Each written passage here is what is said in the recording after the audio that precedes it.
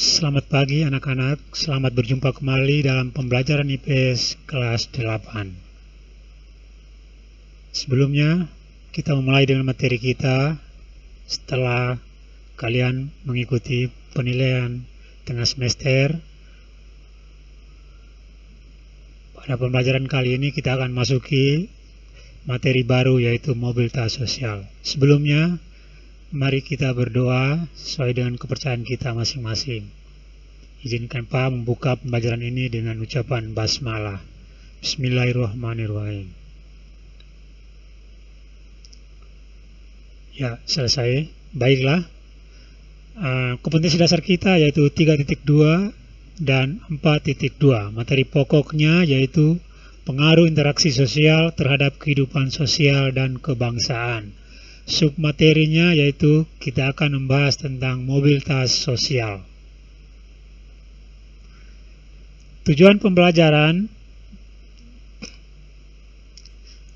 siswa dapat mengidentifikasi bentuk-bentuk mobilitas sosial dengan tepat. Kemudian kalian diharapkan bisa membedakan bentuk mobilitas sosial vertikal naik dan mobilitas vertikal turun dengan tepat. Kemudian siswa diharapkan bisa menjelaskan apa yang dimaksud dengan mobilitas sosial horizontal dengan tepat. Kemudian 4.2.2 diharapkan siswa dapat membuat satu ilustrasi mobilitas sosial vertikal naik, vertikal turun, dan horizontal di luar contoh yang ada di buku dengan pikiran kritis.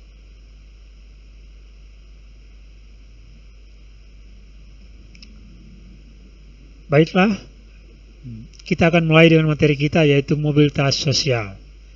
Sebelum kita sampai ke mobilitas sosial, maka hal yang terlebih dahulu harus kita ketahui yaitu adalah pengaruh interaksi sosial. Mobilitas sosial sendiri muncul karena adanya pengaruh interaksi sosial. Anak-anakku di rumah, interaksi sosial itu artinya komunikasi antara orang per orang ataupun antara orang dengan individu maupun orang dengan lembaga, interaksi. Kemudian hal yang mendasar mengapa di Indonesia penting sekali adanya mobilitas sosial yang berlatar pada keberagaman. Ya, kita lihat pertama, keragaman masyarakat Indonesia pada gambar di samping.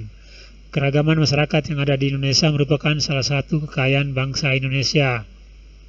Kemudian, keragaman masyarakat Indonesia bukan hanya dalam hal etnis, tetapi juga faktor-faktor lain seperti agama, budaya, kegiatan ekonomi, dan sebagainya. Kemudian, pengaruh interaksi sosial dalam masyarakat antara lain menghasilkan kesepakatan yang tertulis maupun tidak tertulis untuk menempatkan seseorang pada posisi yang sesuai peranannya. Ya. Kemudian, pekerjaan yang dapat terbentuk oleh adanya kesepakatan dalam masyarakat, setiap aspek kehidupan diisi dengan banyak variasi pekerjaan yang berbeda-beda. Ya. Dalam kehidupan sehari-hari kita menemukan masyarakat Indonesia yang memiliki keragaman profesi. Keragaman artinya banyak, aneka macam, atau pekerjaan seperti buruh dan majikan, staf dan pemimpin, guru dan kepala sekolah, dan lain-lain sebagainya. Ya, mobilitas sosial intinya bagaimana seorang mendapatkan pekerjaan yang sesuai diinginkan, sehingga pekerjaan tersebut bisa menentukan status sosialnya di tengah masyarakat. Baiklah, kita sambung. Kita ikuti dulu pertama yaitu pengertian mobilitas sosial. Mobilitas berasal dari kata Latin yaitu mobilis, artinya mudah dipindahkan. Mungkin anak-anakku di rumah pernah mendengar kata mobil, ya, automobil, artinya mobil yang bergerak sendiri dengan menggunakan mesin, mesin mobil. Mobil artinya bergerak. Kemudian, mobilitas sosial atau gerak sosial didefinisikan perpindahan orang atau kelompok dari strata sosial yang satu ke strata sosial yang lain. Ya, strata sosial artinya contohnya status, misalnya di tengah-tengah lingkungan RT Ada orang kaya, ada orang miskin, ada orang yang pekerjaannya bagus, ada orang yang pekerjaan tidak bagus. Kemudian ada orang yang berpengaruh, ada orang yang tidak berpengaruh. Itu semua namanya strata sosial atau kelas-kelas sosial. Ya. Kemudian seseorang mengalami perubahan status sosial dari satu lapisan ke lapisan lain, baik menjadi lebih tinggi atau lebih rendah. Ya. Umpamanya mengalami perubahan, yang tadinya miskin bisa menjadi kaya, yang tadinya kaya bisa menjadi miskin. Ya. Kemudian bisa juga seseorang tersebut hanya berpindah peran saja tanpa mengalami perubahan kedudukan status sosialnya. Misalnya, tukang jual sayur di pasar Oeba pindah ke pasar Naikoten, tetap di pasar Naikoten dia masih menjual sayur. Artinya tidak mengalami perubahan, tetap statusnya sebagai penjual sayur. Baiklah, kita sambung. Kita lihat mobilitas sosial menurut para ahli. Para ahli sosiologi seperti Paul B. Horton, dia menyebut bahwa mobilitas sosial adalah suatu gerak perpindahan dari satu kelas sosial ke kelas sosial lainnya, atau gerak pindah dari strata yang satu ke strata sosial yang lainnya. Kemudian ada juga seorang ahli, Profesor Kimball Young dan Raymond W. Mack. Dia menyebut bahwa mobilitas sosial adalah suatu gerak dalam struktur sosial, yaitu pola-pola tertentu yang mengatur organisasi suatu kelompok sosial. Struktur sosial mencakup sifat hubungan antar individu dan kelompok dalam kelompok dan hubungan antar individu dan kelompoknya. Kemudian ada juga Anthony Giddens. Dia menyebut bahwa mobilitas sosial menunjuk pada gerakan dari orang per orang dan kelompok-kelompok di antara kedudukan-kedudukan sosial ekonomi yang berbeda. Kemudian ada Horton dan Hunt.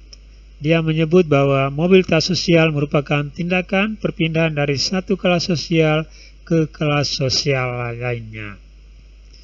Ya, perpindahan status sosial biasanya ditandai dengan profesi pekerjaan tersebut. Contoh, misalnya kalian pernah melihat pemain sepak bola ternama seperti Ronaldinho. Ronaldinho dulu mungkin adalah sebelum menjadi seorang Ronaldinho sebagai pesepak bola terkenal, hidupnya di kawasan pemukiman kumuh dan dari status sosial bawah, artinya masyarakat terpinggir. Ketika dia sudah menjadi pemain sepak bola dunia, dengan sendirinya mobilitas sosialnya menjadi naik, status sosialnya ikut naik. Ya. Artinya Ronaldinho dalam mobilitas sosial memilih sebagai seorang pesepak bola. Baiklah, kita lanjutkan dengan bentuk-bentuk mobilitas sosial. Sebelum kita melangkah jauh dalam mobilitas sosial, kita akan melihat bentuk-bentuk mobilitas sosial. Berdasarkan bentuk mobilitas sosial dibedakan atas mobilitas sosial vertikal dan mobilitas sosial horizontal. Mobilitas sosial vertikal itu artinya tegak lurus, artinya bahwa bisa naik, bisa turun. Kemudian mobilitas sosial horizontal artinya ke samping kiri kanan dengan status yang sama, tidak turun, tidak naik, tetap saja. Kemudian mobilitas sosial positif naik, yaitu perubahan atau dampak yang akan lebih mempercepat tingkat perubahan sosial masyarakat ke arah yang lebih baik. Artinya semakin sejahtera masyarakat, semakin banyak masyarakat memiliki pekerjaan yang bagus, maka otomatis akan mempengaruhi perubahan masyarakatnya yang lebih bagus. Kemudian ada juga mobilitas sosial negatif turun, yaitu perubahan atau dampak yang akan lebih mempercepat tingkat perubahan sosial masyarakat ke arah yang lebih buruk. Bayangkan dalam salah satu lingkungan masyarakat, semuanya adalah masyarakat yang mengalami PHK, artinya mengalami mobilitas sosial turun. Semua orang-orang dewasa di situ kehilangan pekerjaan. Yang terjadi kemudian satu lingkungan itu mau tidak mau menjadi basis satu tempat kriminalitas karena tidak ada pekerjaan lain selain harus menjadi seorang kriminal. Itulah dampak negatif mobilitas sosial turun, salah satunya. Kemudian kita bahas berikutnya tentang mobilitas vertikal. Mobilitas vertikal sesuai yang Pak jelaskan tadi, bahwa vertikal itu tegak lurus, artinya bahwa seorang statusnya bisa naik, bisa turun. Adalah perpindahan seseorang atau kelompok dari suatu kedudukan sosial ke kedudukan sosial lain yang tidak sederajat, baik pindah ke tingkat yang lebih tinggi atau social climbing maupun turun tingkat yang lebih rendah, social sinking. Yang pertama yaitu mobilitas vertikal ke atas atau social climbing adalah mobilitas yang terjadi karena adanya peningkatan status atau kedudukan seseorang atau naiknya orang-orang berstatus sosial rendah ke status sosial yang lebih tinggi. Kebalikan dari mobilitas sosial tadi yaitu mobilitas vertikal ke bawah atau social sinking. Social sinking merupakan proses penurunan status atau kedudukan seseorang. Proses social sinking seringkali menimbulkan gejolak kejiwaan bagi seorang karena ada perubahan pada hak dan kewajibannya. Misalnya seseorang yang kehilangan pekerjaan, seorang yang mengalami kebangkrutan, seseorang yang tiba-tiba masuki masa pensiun, itu juga disebut sebagai mobilitas vertikal ke bawah. Kemudian di samping mobilitas vertikal yaitu mobilitas horizontal. Ya, kita lihat ilustrasi gambar di samping yaitu pertukaran pelajar antar negara. Artinya status mereka yang digambar ini adalah sebagai pelajar. Dalam pertukaran, misalnya pelajaran dari Indonesia ditukar ke Amerika Serikat. Artinya ketika dia berada di Amerika Serikat, statusnya tetap sama sebagai seorang pelajar di tengah masyarakat. Ini namanya mobilitas horizontal. Ya. Mobilitas horizontal adalah perpindahan status sosial seseorang atau kelompok orang dalam lapisan sosial yang sama. Mobilitas horizontal merupakan peralihan individu atau objek-objek sosial lainnya dari suatu kelompok sosial ke kelompok sosial lainnya yang sederajat. Pada mobilitas horizontal tidak terjadi perubahan dalam derajat kedudukan seseorang. Seperti yang Pak contohkan tadi, misalnya pertukaran pelajar. Begitu pelajar SMP 2 yang bertukar dengan pelajar di SP di Australia, ya. Anak-anak spenduk yang pergi ke Australia tetap statusnya sama sebagai seorang pelajar. Ya, seperti itu.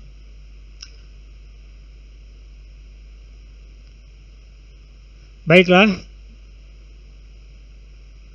Untuk menjelaskan pemahaman konsep di atas, marilah kita lihat contoh kasus berikut ini.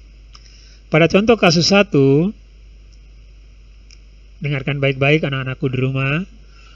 Ya, contohnya Buddha Maris Mendila adalah seorang guru di salah satu sekolah di Provinsi Papua. Sebagai guru IPS, Buddha Maris Mendila menjalankan tugas dengan baik. Bukan hanya mengajar saja, Buddha Maris Mendila juga melaksanakan administrasi dengan penuh tanggung jawab.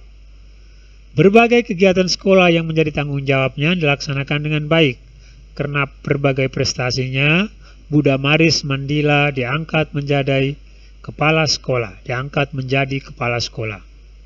Gerak sosial dari seorang guru menjadi kepala sekolah atau naik jabatan pada contoh kasus Buddha Maris Mendila merupakan salah satu bentuk mobilitas sosial vertikal atau mobilitas sosial vertikal naik. Ya. Kemudian contoh kasus 2. Pak Goris adalah seorang anak pengusaha yang memiliki usaha perkebunan kopi di beberapa tempat di Bajawa. Pak Goris mengembangkan usaha dengan membuka usaha baru yakni bisnis perikanan. Namun usaha perikanan Pak Goris tidak berhasil berkembang. Bahkan usaha perkebunannya, kopinya terus merugi hingga akhirnya mengalami kebangkrutan. Ingat baik-baik, mengalami kebangkrutan. Kini Pak Goris memulai sebagai pengusaha kecil, yakni menjadi agen penjualan kopi.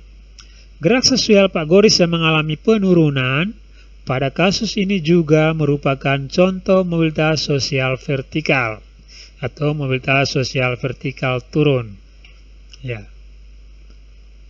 Baiklah, Kemudian kita ikuti contoh kasus 3. Pak Kopong, seorang kepala sekolah di salah satu SMP di Kupang yang sudah 8 tahun menjabat. Dinas Pendidikan kemudian memindahkan Pak Kopong ke sekolah lain dan tetap menjabat sebagai kepala sekolah. Gerak sosial yang dialami Pak Kopong juga merupakan contoh bentuk mobilitas sosial horizontal. Artinya bahwa ketika Pak Kopong di salah satu SMP, jabatannya adalah kepala sekolah. Begitu dipindahkan, jabatannya tetap sebagai kepala sekolah. Artinya dia tidak mengalami perubahan status, tetap sebagai kepala sekolah. Inilah contoh mobilitas sosial horizontal. Baiklah anak-anakku sekalian di rumah, kesimpulan yang kita ambil dari materi di atas, yang pertama yaitu mobilitas sosial atau gerak sosial didefinisikan perpindahan orang atau kelompok dari strata sosial yang satu ke strata sosial yang lain. Strata atau tingkatan sosial yang satu ke tingkatan sosial yang lain, atau dari satu kelas sosial yang satu ke kelas sosial yang lain.